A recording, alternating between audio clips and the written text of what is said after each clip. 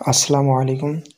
মুসলিম বালিকাদের সেরা আনকমন নামসমূহ: নাম আফিয়া, অর্থ পুণ্যবতী। নাম তাসমিম, অর্থ দৃঢ়তা বা নকশা। নাম তাসনিম, অর্থ জান্নাতের একটি কূপ বা ঝর্ণার নাম। নাম নাজিফা, অর্থ পবিত্র। নাম সাদিয়া, অর্থ সৌভাগ্যবতী। নাম শাহানা, অর্থ রাজকুমারী।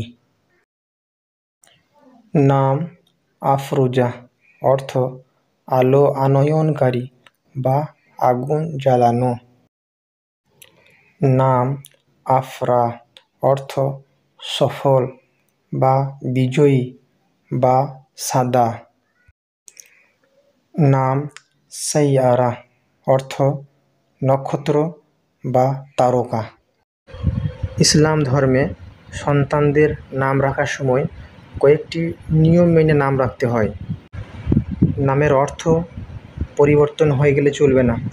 নামের অর্থ সুন্দর, সাবলীল যেন হতে হবে।